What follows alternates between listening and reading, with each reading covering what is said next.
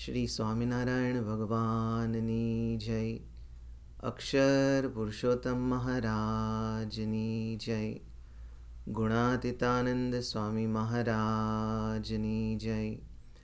गुरुहरि प्रमुख स्वामी महाराजनी जय। गुरुहरि महंत स्वामी महाराजनी जय। It is said that childhood leaves a lasting impression.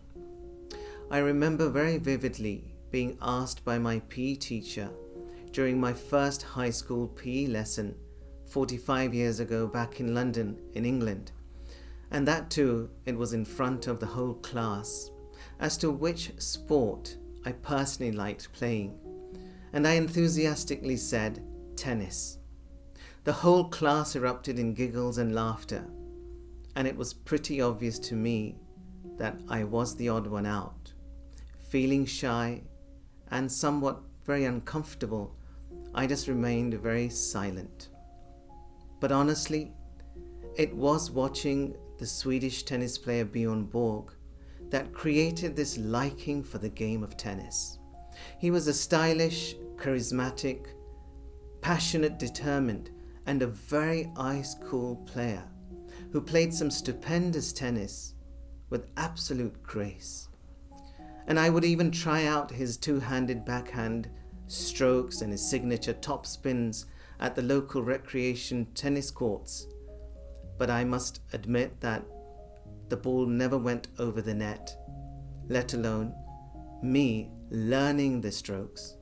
But mind you, at the same time, I was only 10 years old and maybe just a few inches taller than the net. But two things really embedded themselves deeply in my then maturing mind, that Borg showed these subtle gestures of acknowledgement, of respect, of appreciation, with a loving smile towards even the youngest of those ball boys and those ball girls. And that too in the midst of some very, very tense matches. It was only a small gesture from him, but it meant the whole world to them. And the second thing that impressed me, fascinated me, was how calm and composed Borg remained in his first ever Wimbledon final in 1976 against Ilia Nastase. At one point, Nastase intentionally belted the ball straight towards Borg's face in annoyance. Borg barely flinched as the ball flew past his ear. All he did was to look straight at Nastase, stare at him for a few seconds, and then make his way to the line. And then he proved his point by thumping Nastase in straight sets to win his first Wimbledon title at the mere age of 20. Remarkable. Utterly remarkable. And no wonder the BBC named him the Iceman.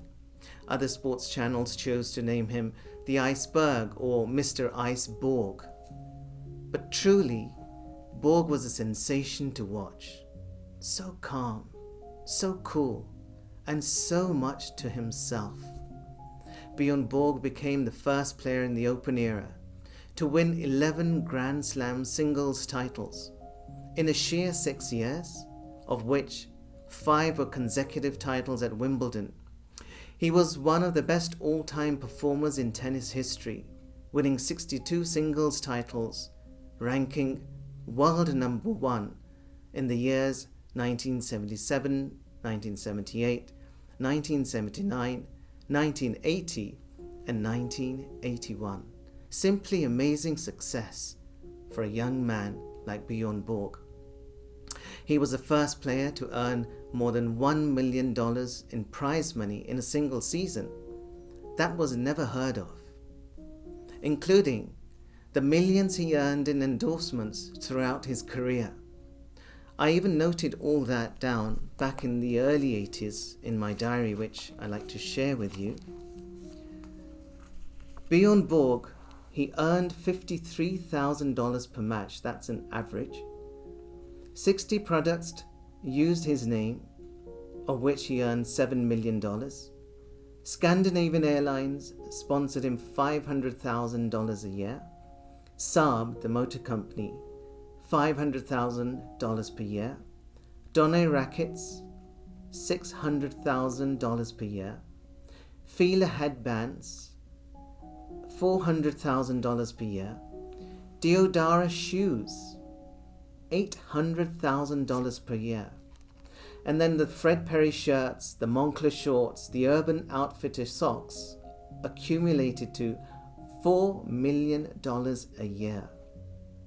Bjorn Borg owned a group of 11 islands in the Baltic Sea off the Swedish coast, and he owned mansions and estates in Monaco and in Stockholm.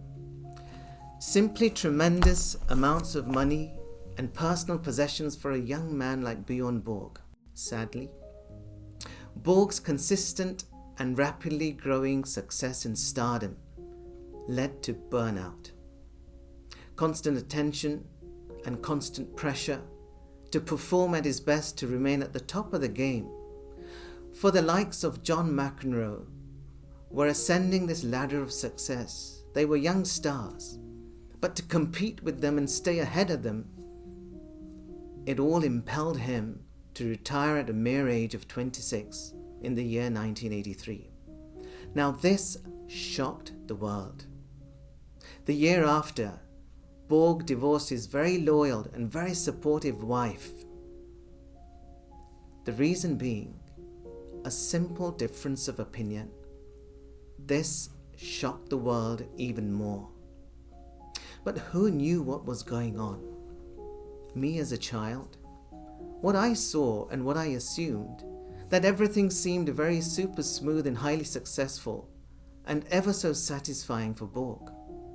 But for Borg, there was definitely mental turmoil, frustration, anxiety, loneliness, and much more. All along I had thought and assumed that Borg could never be miserable. He had so much of fame, name and wealth. But I was proven wrong, for what I had assumed was just an illusion. Let us pause here for a while and ask ourselves, do we not all go through such different pressures in life like Bjorn Borg too? For example, the team you support loses in the Super Bowl final. You're cheated in your business by a very trustworthy partner. You fail a much prepared for crucial exam just by a couple of marks. You're sacked at work for no rhyme or reason by your boss. The health of your spouse goes from bad to worse after so many treatments and the assurances of the doctors that she will be well or he will be well. And you lose a near and dear family member overnight, etc. Events like these and other obstacles and trials can be very, very, very painful and very costly. At times, they can be utterly humiliating.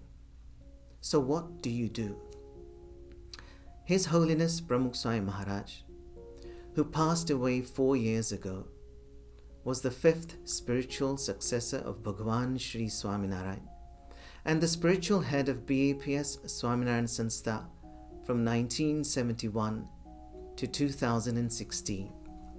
He had guided through his life millions of individuals and families the world over to successful ways of living better, brighter, and perfectly harmonious lives.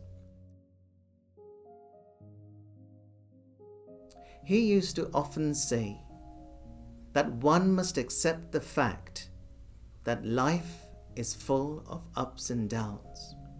It is like a camel ride.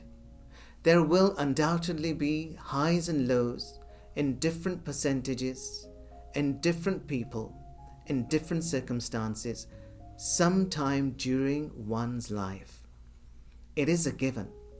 How well prepared one is to face them and to handle them is most important. Simply put, he said that such highs and lows, ups and downs, like those faced by Bjorn Borg, will also come our way at some point in life, if not already faced by us. then how can such difficult times and situations be handled? What can help one prepare for such events in life? We will look at the answer in the next part. Jai Swaminarayan.